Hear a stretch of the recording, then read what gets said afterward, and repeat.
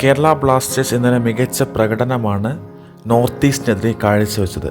കാരണം ബ്ലാസ്റ്റേഴ്സിൻ്റെ അവസാന നിമിഷങ്ങളിലെ ഓരോരോ ആക്രമണങ്ങൾ ഏതൊരു ആരാധകരും വിചാരിച്ചിട്ടുണ്ടാവും, മുഹമ്മദ് അയ്മൻ ഇപ്പോഴൊരു ഗോളടിക്കും, മുഹമ്മദ് അയ്മൻ ഇപ്പോഴൊരു ഗോളടിക്കും എന്നൊക്കെ വിചാരിച്ച്. പക്ഷേ നിരവധി അവസരങ്ങളാണ് അവസാന നിമിഷം ബ്ലാസ്റ്റേഴ്സ് തുലച്ചു കളഞ്ഞത്.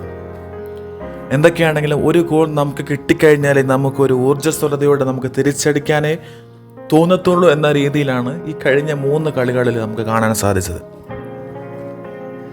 എന്തൊക്കെയാണ് ഇന്നലത്തെ കളിയോടെ നമുക്കൊരു കാര്യം ബ്ലാസ്റ്റേഴ്സ് ആരാധകർക്കും എല്ലാവർക്കും മനസ്സിലായി കാണും. നോഹ സദോയി എന്താണ് അദ്ദേഹത്തിൻ്റെ കളി! പുള്ളി വേണം എഫേർട്ട് എടുക്കാൻ, പുള്ളി വേണം ഡ്രിബിൾ ചെയ്യാൻ, പുള്ളി വേണം ഗോളടിക്കാൻ. ഇന്നലെ കളിയുടെ അവസാന നിമിഷങ്ങളിൽ മുഹമ്മദ് അയ്മൻ ലെഫ്റ്റ് വിങ്ങിലേക്കും നോഹ സദോയി റൈറ്റ് വിങ്ങിലേക്കും അങ്ങനെ എക്സ്ചേഞ്ച് ചെയ്യുന്നുണ്ടായിരുന്നു. അങ്ങനെ റൈറ്റ് വിങ്ങിലേക്ക് എക്സ്ചേഞ്ച് ചെയ്തപ്പോഴാണ് നോഹ സദോയിക്ക് ഇന്നലെ ഒരു ഗോൾ നേടാൻ സാധിച്ചു.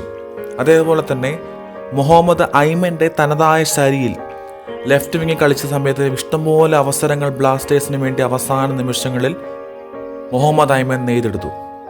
പക്ഷേ ഫിനിഷ് ചെയ്യാനുള്ള അവസാന ഒരു 10 മിനിറ്റിൽ ഒരു 2 ഗോൾ അടിക്കാനുള്ള അവസരങ്ങൾ കൂടി മുഹമ്മദ് അയ്മൻ ലഭിച്ചെങ്കിലും അതൊന്നും ബ്ലാസ്റ്റേഴ്സിന് വേണ്ടി ഗോൾ നേടാക്കുവാൻ മുഹമ്മദ് അയ്മന് സാധിച്ചില്ല.